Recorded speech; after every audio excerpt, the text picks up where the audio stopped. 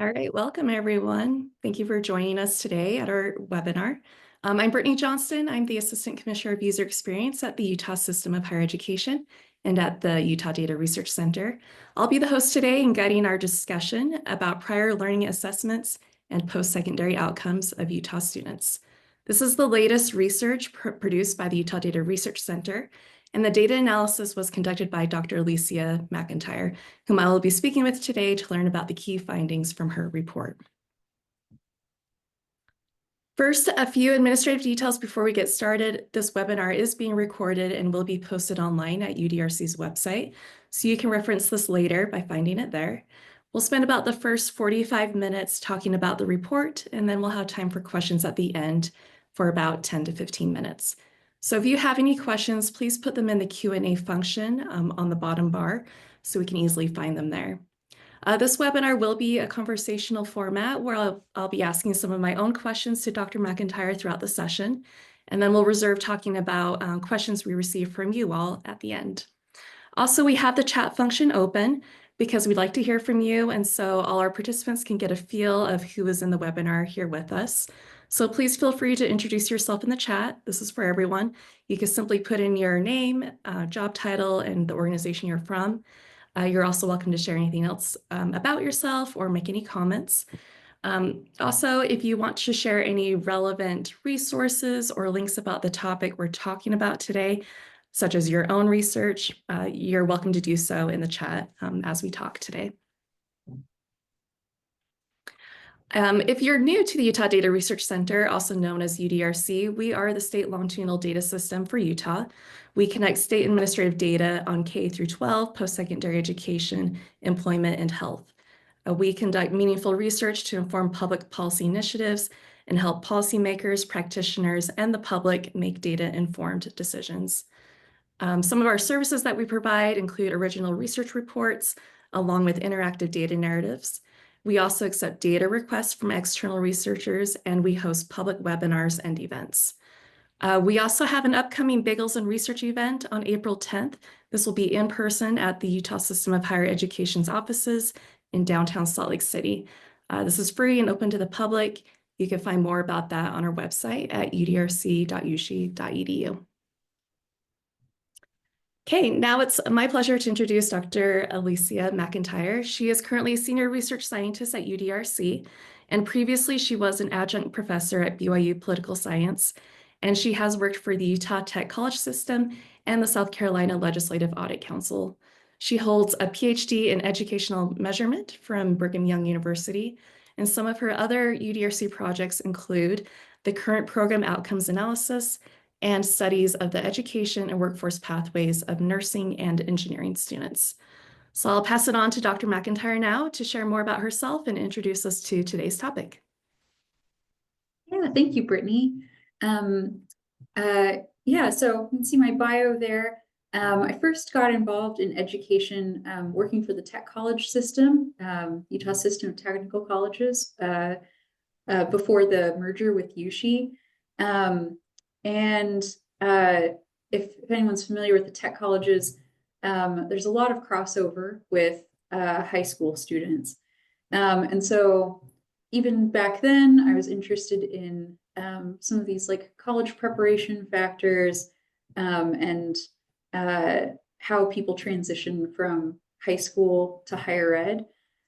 With this project, we're looking at prior learning assessments, and one of the big questions around PLAs is specifically with AP and how useful those credits are to students. So like I myself, when I was in high school, took AP US government and then went to college, but the university I went to counted, even though I had a passing score, counted it as 3 miscellaneous social science credits, which are, of like dubious usefulness in an actual student context, right?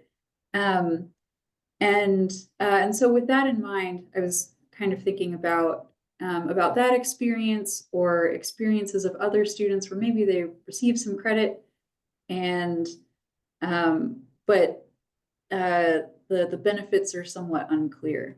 Yeah, next slide, please. So to start off, what are prior learning assessments? Prior learning assessments are a way for students to gain credit at an institution of higher ed for work that they did outside of a university. So these are different from transfer credits where the credit is at one institution and maybe gets moved over.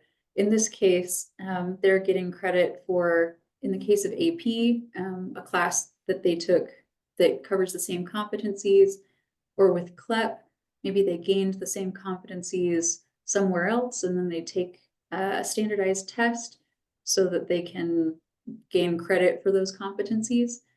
There are also other ways of doing this, particularly in the tech college system or with certificates. They might just be evaluated by their instructor, and then the instructor gives them credit as appropriate.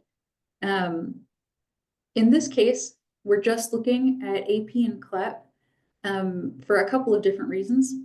First, AP is by far the most common PLA in the state of Utah.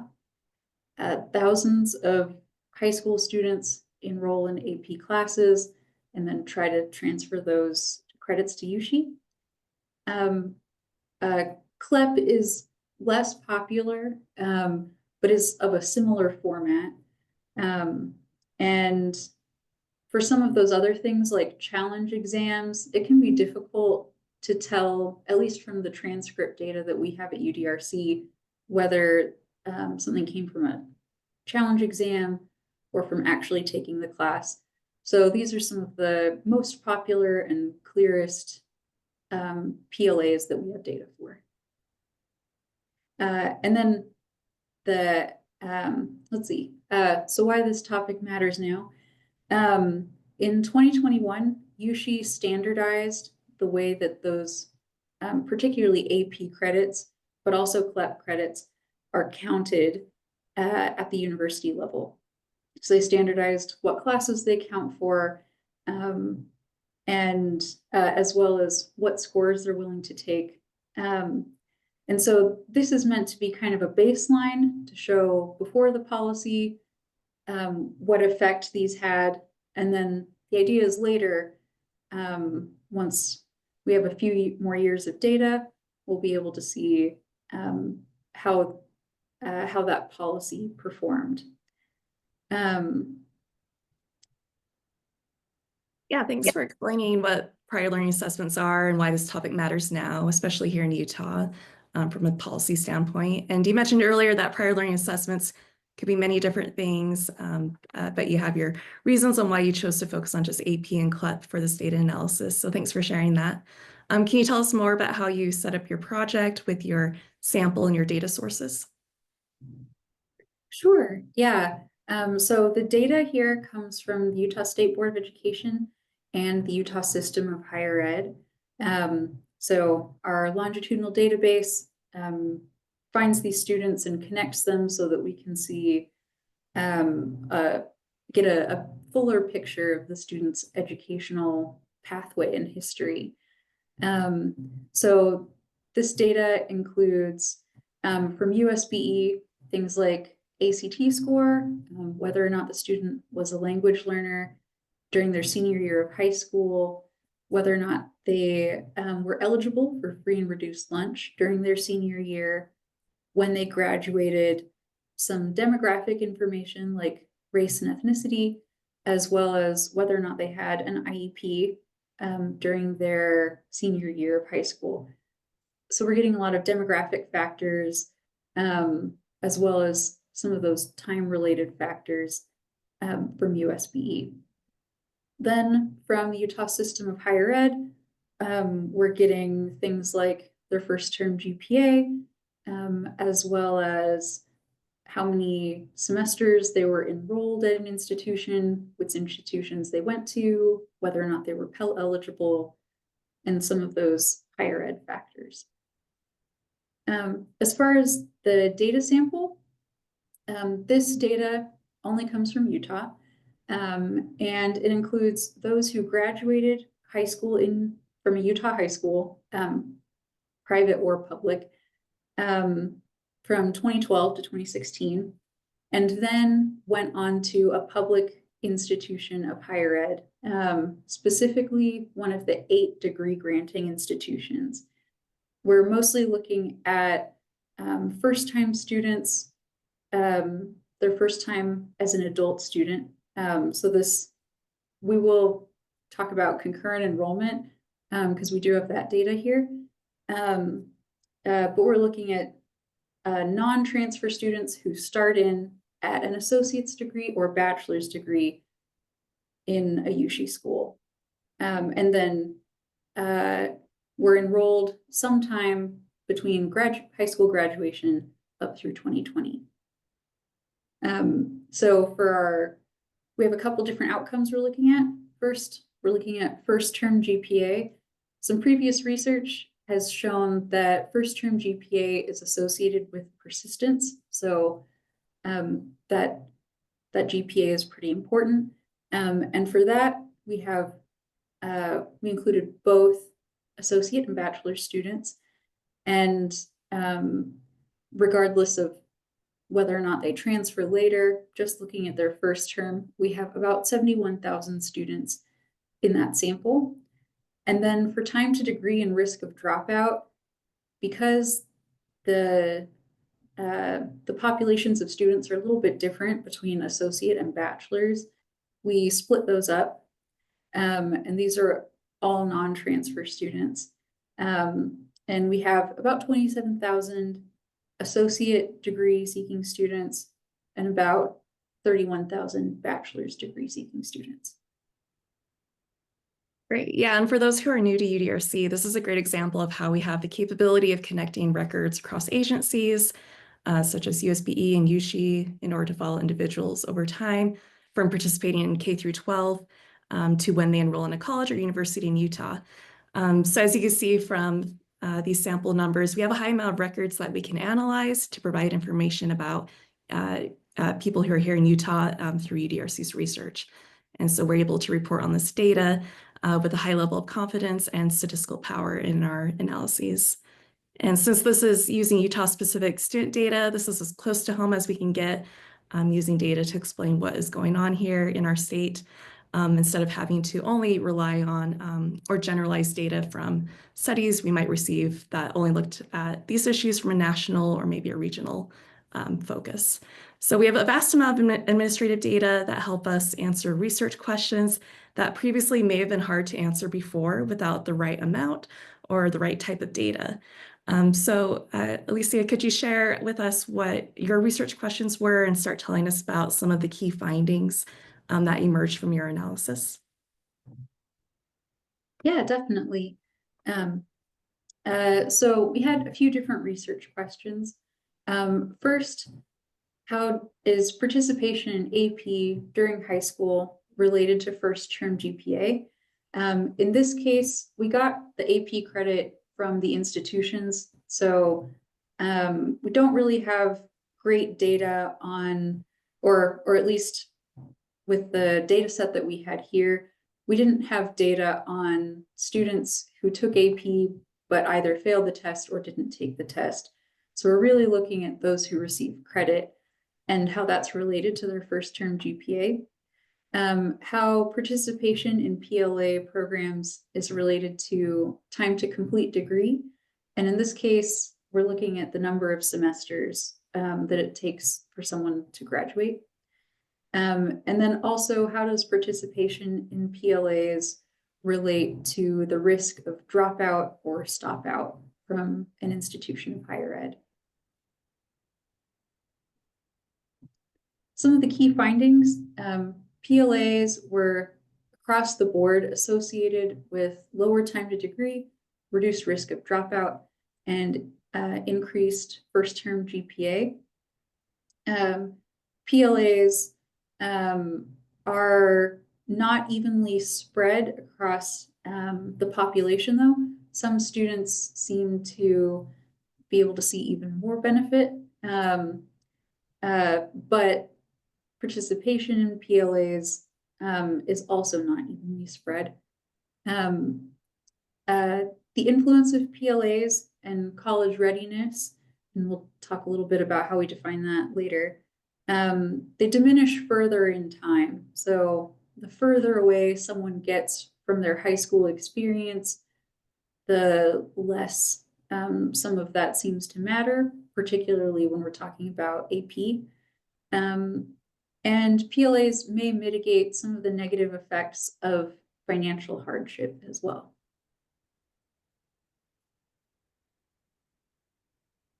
So speaking of time to degree and risk of dropout, both AP credits and CLEP credits have very similar effects on time to graduation and risk of dropout.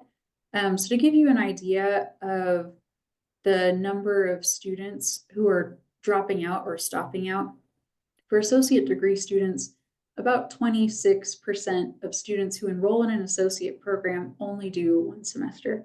So they do one semester and then never come back, never enroll in another UC institution at least. And this was about 12% for bachelor students.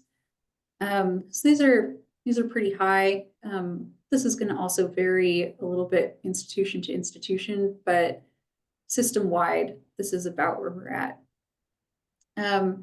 If a student only has AP credit for just one class, so just 3 AP credits, say they take AP US History, one of the most popular AP classes, and get credit for just that and nothing else, that's associated with longer enrollment, longer numbers of enrollment. So they're highly likely to at least enroll for a second term if they're an associate student. And they graduate more than one term faster. And then it's also similar for bachelor students. They also finish go for about one term longer in persistence before dropping out. And they finish approximately one term shorter. So it seems like students who take AP credits are experiencing some kind of benefit, or there's something going on that gives them that means that it's not just the one class's worth of benefit. So to give you an idea of how enrollments go, here we have associate degree students and bachelor students. And on the x-axis, we have the number of enrollments. So this is the number of semesters that they enroll at a UC institution from our sample. In Utah, we didn't want to use calendar time because that can get kind of complicated with things like missions where people leave and then come back. So here we're just looking at the number of terms that they've enrolled in an institution. So with associate, we see that very high number of students only enrolling for one term or one semester. And then it kind of drops off. Ideally, some of them are graduating in there, but also some are leaving. And then for bachelor students, we see, again, a large number who only do a semester or a school year. And then that second spike is around the time where lots of them are leaving because they're graduating. So for time to degree, here, these are survival models, which these are specifically looking at students who graduate. So we don't have dropouts and stopouts here. And for students who graduate, this tells us the amount of time before an event happens. So here it'd be the amount of time before graduation predicted wise. So for associate students, very few of them are graduating in the first couple terms. But then we see that it kind of starts to turn, and they're graduating, between terms 4 to 6. And then for bachelor students, it's a longer degree. So it looks like they're finishing up in 10 to 14 enrollments, or 8 to 14 enrollments, which is kind of about what you would expect, in the 4 to 6 year range. Great. From what you've shared so far, I'm hearing in summary that AP credits and CLEP credits may lead to many benefits in the long run, with those shorter times for students to receive their degree and a lower risk of dropout. And you were saying how it's similar for both bachelor's degree and associate degree students, although the trends look pretty different from what you show in your charts. Can you share more about why that is, or summarize to us of what's driving that difference between associate and bachelor's degree students who have PLAs? Yeah, so there are a few different things. First, the length of degree matters quite a lot.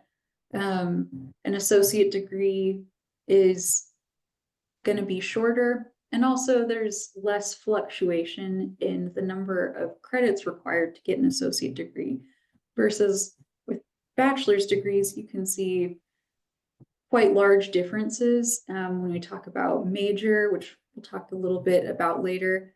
But it's also a longer degree, and that preparation might affect students in different areas of study differently as well. Great, thank you. So let's talk about some other predictors of time to degree, like ACT score and area of study. Yeah, so the influences of PLAs and college readiness kind of diminish over time, especially when we're talking about bachelor's degrees. So comparing the effect of PLAs for associate versus bachelor's, the effect of AP credit seemed to go down quite a lot, as well as ACT score. So we used ACT score as a measure of college readiness, since that's the primary measure that USBE uses. And for CLEP credit, there was a steeper drop off as well between those associate and bachelor's degree seekers. The end product, the amount of time that gets cut off on time to degree, ended up being pretty similar, but the actual effect in the model definitely seemed to decrease over time. And this is kind of expected. You come into college with a certain level of preparation, and then that preparation will affect your experience. But obviously, as you get further and further away, other things seem to matter more. So one of the things that very significantly affected time to degree was major, especially for bachelor's degree students. So we looked at this by testing 2-digit zip codes, the 32 larger areas of study. And for associate students, about 8 out of the 32 areas predicted time to degree. So there are some that are a little longer or a little shorter, but those differences in credit hour requirements for an area of study can vary much more when we're talking about a bachelor's degree. 16 of the 32 areas of study predicted time to bachelor's degree, particularly if you're thinking about something like at the university I went to for undergrad, economics was one of the shortest degrees, and mechanical engineering and music education were some of the longest. And those degrees had probably close to a double credit hour requirement of econ. And so that can easily add something like another year, depending on what area of study a student chooses. Could you share some of the specific areas of study that predicted time to degree and if there were any similarities between bachelor and associate? Yeah, let's see, my notes right over here. So for bachelor, some of the ones that were predicted a longer time to degree were things like engineering. That makes sense. Those are very high credit hour requiring programs. Versus some of the ones that were shorter, were things like psychology tends to be a shorter program than engineering. The physical sciences, so a lot of the STEM related ones tended to be on the longer side. Versus, and then some, it didn't seem to make quite as much of a difference, but math, for example, was not significant, but yeah, some of the other STEM areas like the physical sciences and engineering tended to be a little bit longer, whereas business and psychology were on the shorter side. Got it. Awesome. Okay, let's move on to PLAs and their association with college dropout and GPA.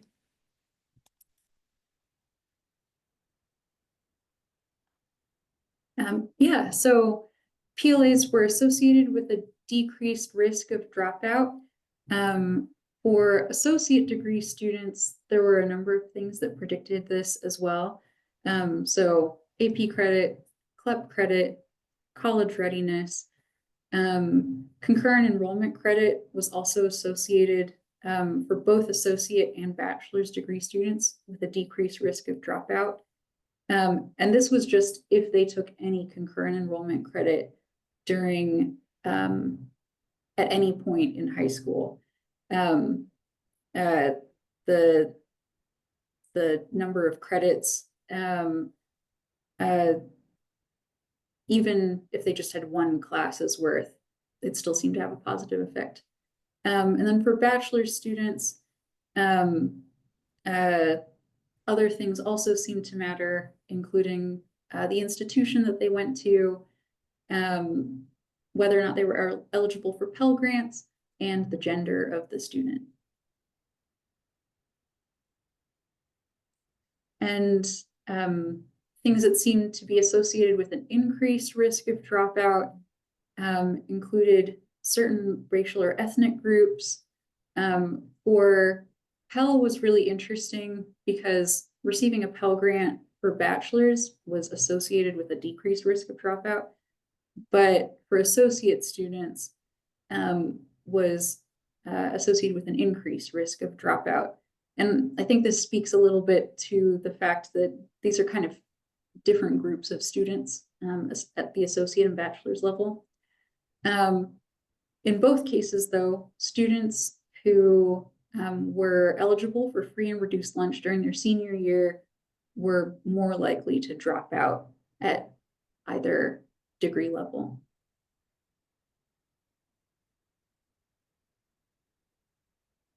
So looking at GPA, students with 3 AP credits had, on average, more than 1 point increase in their GPA. And obviously GPA tops out at 4 points. So the way we built this model kind of took those decreasing marginal returns into account. So just that first class is associated with a pretty large bump. And then from 3 credits to 24 credits, so let's say they came in with 24 credits, they kind of see that decreasing return to GPA, because the return for 24 credits is about a 1.6 point bump in GPA. There were a lot of factors associated with first term GPA, because that's when college readiness really seem to matter the most is when they're very first getting into a program or enrolling in an institution. So AP credit, ACT score, just measuring college readiness, concurrent enrollment, so having some of that experience with an institution already seemed to help. If their first enrollment was during summer, their GPA seemed to be a little bit higher.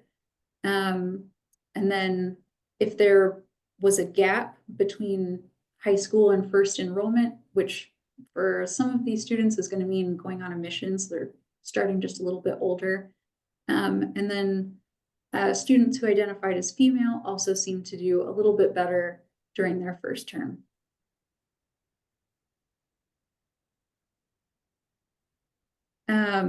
So for students who had 3.5 to 4.0 GPAs during their first term, quite a lot of them were coming in with AP credit. About 60% of those high GPA students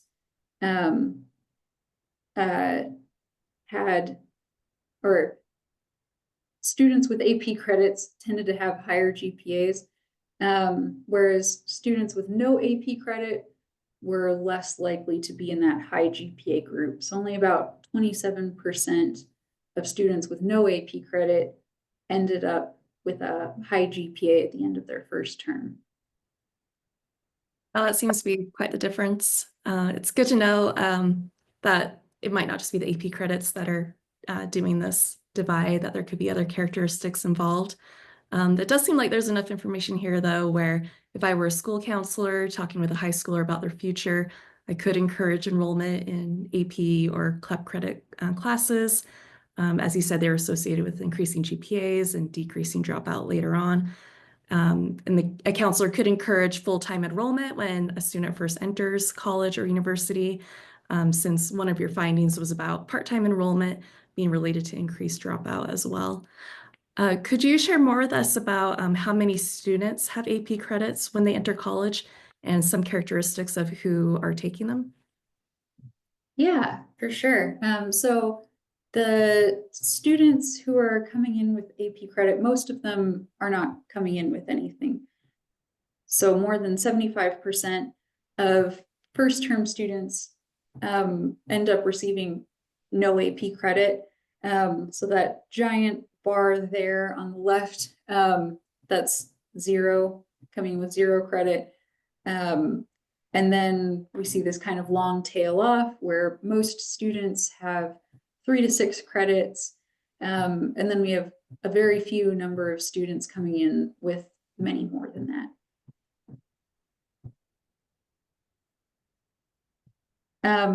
PLA participation also differs across the student population.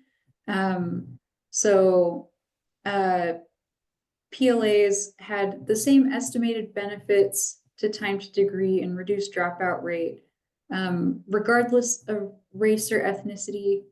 We did this by looking specifically at the interaction between AP and race ethnicity. But there were a few slight differences to that when looking at first term GPA. But the population of students who have AP credit is not quite the same as the general population. So 27% of students who identified as Asian received PLA credits versus 19% of students who identify as white, and only 4% of Black students and Native American and Pacific Islander received PLAs. So even though they make up a larger portion of the student body, they have it's a different ratio when looking at students who are receiving AP credit or opting into the AP program. Bachelor's degree students who identified as Black or Pacific Islander were at a higher risk of dropout, and they would need about 6 AP credits to make up for that increased risk. So that's quite a lot, but also they're less likely to participate in those programs, unfortunately. So here we have the number of AP credits by race and ethnicity for both associate students and bachelor students. Just across the board, associate degree seeking students were less likely to come in with AP credit versus bachelor students. But again, most students are still coming in without any AP credit, but you're more likely to see it on the bachelor's side. In both cases, students who identify as Asian are coming in with more AP credit, or are more likely to come in with more, versus, as you can see, students in both graphs who identify as Pacific Islander, Native American, or Black are less likely to come in with AP credits. Wow, so it seems like there really is room to grow the number of students who are taking AP credits. Like you said previously, 75% of Utah high schoolers enrolling in a Utah institution don't have any AP credit. So this seems like an area for improvement, where more policies that could focus on increasing the access and encouraging students to take AP credit might go a long way based on the data that you're sharing. So you've shared a lot of great information so far. I know you've also looked at financial hardship in relation to PLAs. What can you tell us about that? Yeah, so PLAs seem to be able to mitigate some of the negative effects of financial hardship.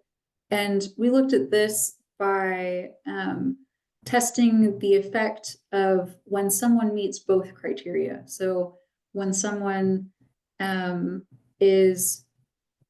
has a financial hardship and has AP credit.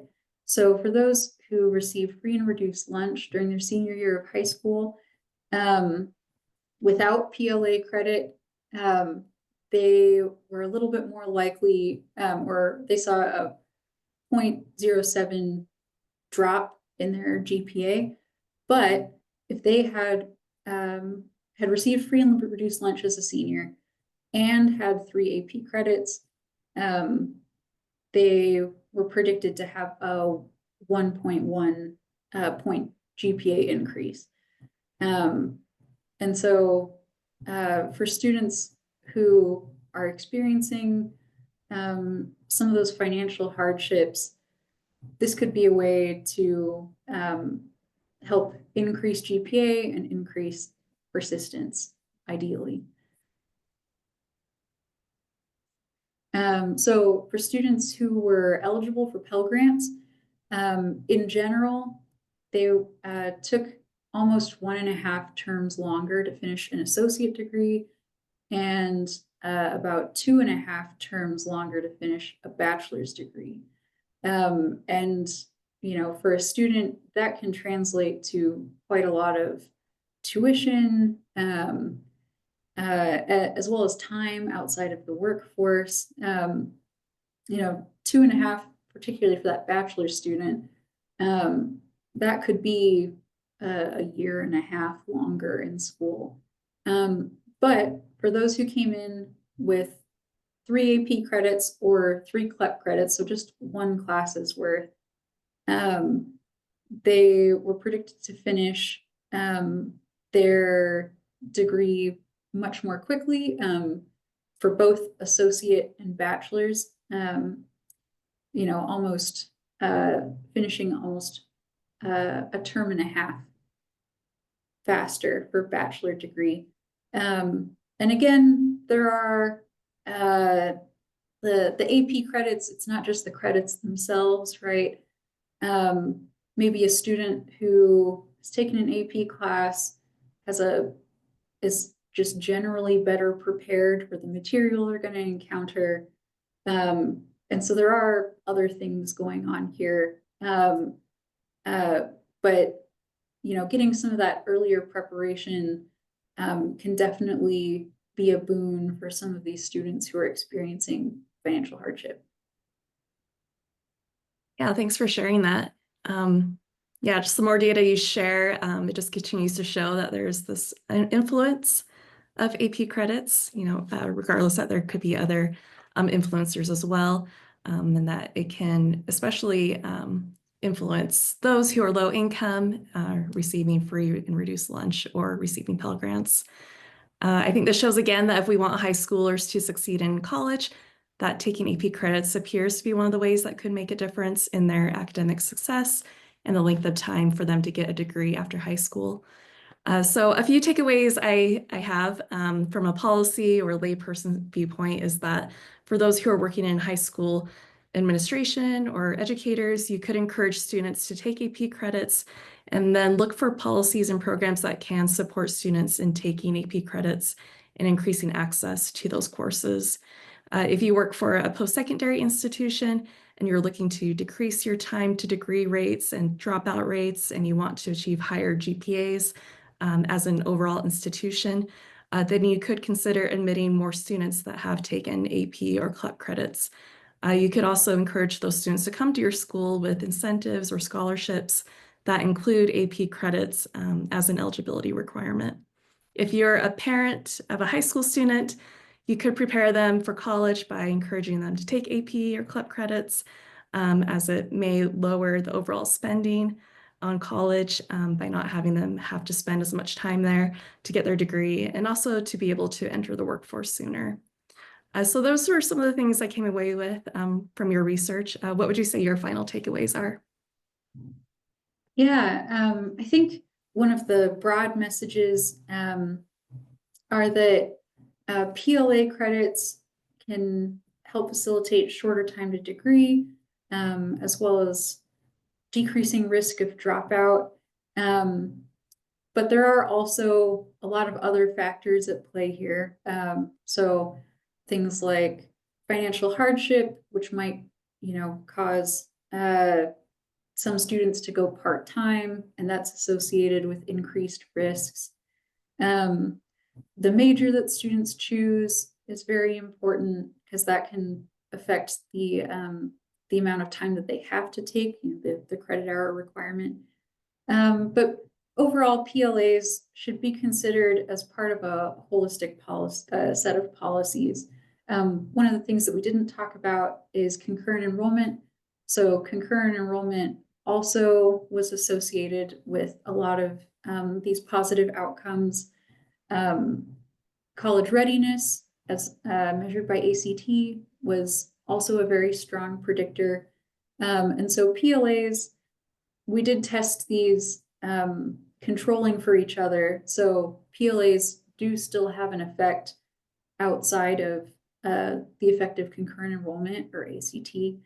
And so it's a great piece of the puzzle that we can use to help students succeed as they move from high school to university or college.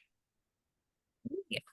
Well, thank you, Dr. McIntire. Thank you for sharing your research with us today. Before we move into a Q&A, I did want to share that you can find the full report and data narrative at our website at udrc.uc.edu. You'll see it featured on the homepage, but you can also click on publications to see this project in the list. So when you click on the project link, it'll take you directly to our data narrative first. You can see a screenshot of that here on the right. We have several interactive charts and graphics on there that you can play with to see the different components of the data. And thank you to Wei Li, who is our senior data scientist of data narratives, who built this data narrative for us. In the top menu of the data narrative, in that blue bar, you can click on full report, and that will take you to the bottom of the data narrative where you can download and view the report PDF. You can see a screenshot of that here on the left. So this is where you'll get more in depth about the literature review, the research methods, the data, and all the findings. So that's on our website. All right, with that, let's move into the Q&A. So we had a few questions come in. Let's see. So one is from Kathy Gray. She asked, can you explain how you know the difference between a dropout and a transfer student? Is it because the institution is asked to transfer the transcript? The reason she asks is because of the high number of students in Utah that go on service missions, as well as the fact that it is hard to track students past their institution. Yeah, so this is one of the great things about UDRC, is that we have data from all 16 of the public USHE institutions. So if a student, say, leaves SLIC and then is transferring to Weber State, we won't see any more enrollments at SLIC, but Weber State will bring them in as will mark them as a transfer student on their first term. And so we just took out everyone who at some point was marked as a transfer student at either institution. This isn't perfect. If someone was to transfer to a private institution like Western Governors or BYU, we don't have data from those schools, but we do have the USHE data, so we can see when someone pops up at a new school. We did also include stop out. So if someone just didn't enroll anywhere, we don't see them appear somewhere new, then for more than 2.5 years, so a length of time greater than a mission or that kind of thing, even if they maybe say came back 10 years later, we would still count them as a stop out because it's kind of a functional dropout for that time period. But yeah, they had to be not enrolling at another institution and not enrolled at their current institution for more than 2.5 years to be counted as a dropout. Thank you. Okay, the next question is from Janet Johnson. Janet's question is, do you have data that shows the results if students have more than 3 AP credits earned prior to USHE schools? Yes, we do. That is in the report. So we talked about some of those decreasing returns. They seem to have very high effects for that first one going from 0 to 3. And then after that, they still see benefits, but it's less and less as they go. And I'm pulling up that part of the report now. But yeah, we really see those significant benefits from just participating at all, and they still get some benefits otherwise. So if we're talking about increases to GPA for 3 credits, we see a bump of approximately 1.06 GPA points. For 6 credits, it's a bump of 1.13. So they're still seeing an incremental benefit, but it's not going to be the same jump every time. Great, thank you. Good to know that's in the report. Yeah, if you want to look that up, that is on page 12 of the report. Perfect, thank you. Stephanie Sue has a question. Have you run any statistical models to establish these correlations, or are they based on descriptive statistics? I think this question came in when you were showing the GPA data. Oh, okay, yeah. So yeah, we use statistical models for all 3 of these. The first one was a regression model with some transformations to account for the non-linearity of some of these. So like AP is nonlinear, anything to do that has caps on it, like ACT is nonlinear. And then for time to degree and risk of dropout, we used survival models to, again, those are nonlinear, and we had to do a little more thorough analysis for that one. Janet Johnson had a follow-up question. Do you have a side-by-side comparison that shows how PLAs compare to concurrent enrollment on time to degree and dropout rates? We do have in the report the effect sizes for each of those, but I don't believe that we're comparing, I don't think we have any like figures that compare those. But yeah, we do have the effect size numbers. And I seem to remember that concurrent enrollment, well, let me just look at it so I don't tell you something wrong. But let's see. Yeah, so the effect of concurrent enrollment was a little bit lower than CLEP for, let's say, associate degree, and a little bit lower than AP. This might be like a population difference when just like anecdotally, when talking to some parents, they said, yeah, my guidance counselor, if they feel like someone is maybe more college ready, they will funnel them into AP versus they might, if they're not sure if a student is going to go to college, they'll funnel them into concurrent enrollment. I don't know how true that is, but these effect differences could be capturing some of that. But concurrent enrollment across the board is also associated with better outcomes, and the actual effect sizes are in the report, so you could like theoretically calculate those differences too. Great. We have a related question from Dave Reef. Dave wants to know, do you have data that shows certificate completions tied to concurrent enrollment success? Yeah, so for certificates, I believe we don't in this study. There are some other studies that might include this. Well, and I think, let me look at this just to make sure.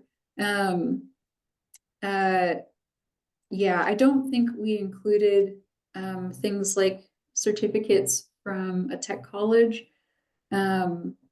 But I believe that might be included in a different report or in another study that we've done. But yeah, this one did not include certificates. It was just concurrent enrollment credit that was like associated with you know, transcript credits, like 1 to 3 credits and that kind of thing. Yeah, I think my colleague Brett Campbell is working on something to do with CTE and transfer enrollment, but Yeah, it would be good to check the UDRC website for that one. yeah, like you said, Brett, website. yeah, Brett Campbell, he's our data partner at the Utah System of Higher Education, and he will have a report out soon about concurrent enrollment and attainment, so you might be able to find those answers there. Just check the USHE website when that research report comes out. Let's see. Kathy Gray has another question. Is the finding that concurrent enrollment leads to a shorter time to a degree, taking into account the years of college courses taken in high school, in addition to after high school course taking, or is the clock started after high school graduation? Yeah, the clock starts after high school graduation. So we looked at their high school, the transcripts for when they were enrolled HS, so a high school student, totaled up those number of CE credits and then restarted the clock for everyone when they start as FFFH, so first time adult student. So yeah, these numbers of enrollments are just when they were enrolled as, you know, a regular high school student, or not high school, sorry, a regular adult student. So yeah, the high school credits are not included in the number of enrollments it takes to graduate. Thank you.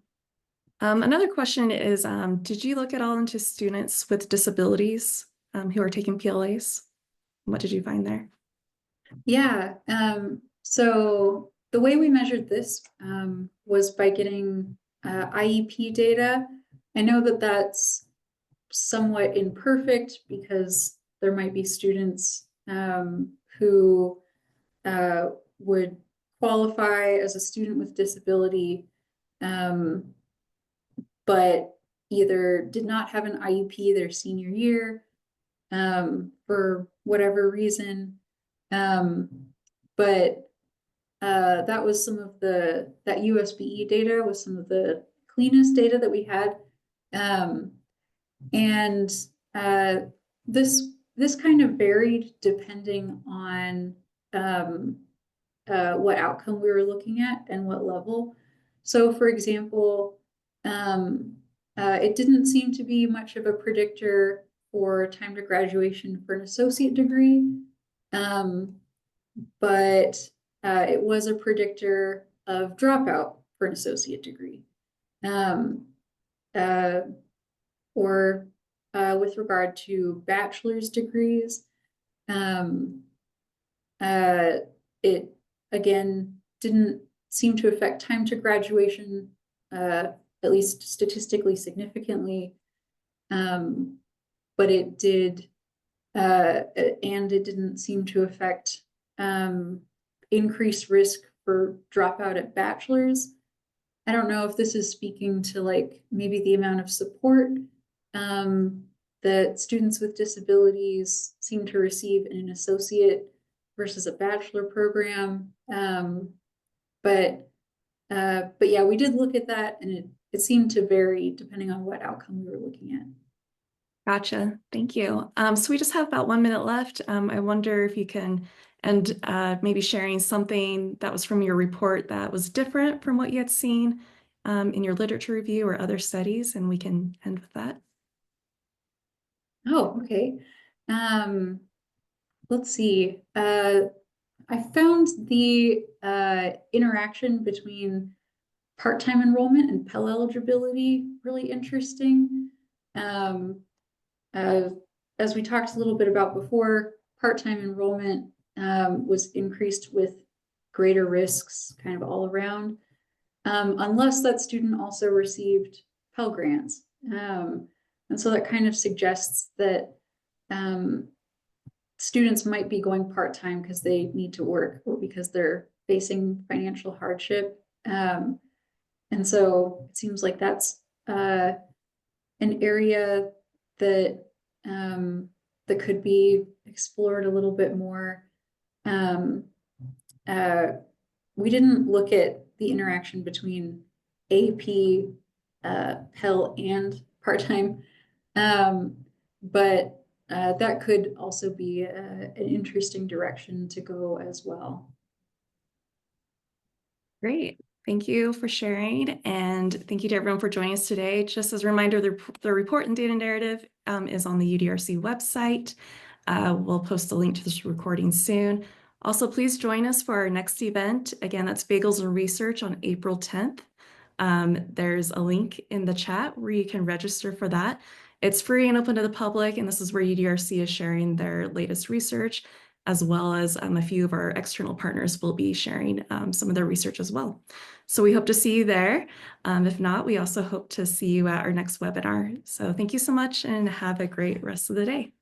Thank you, everyone.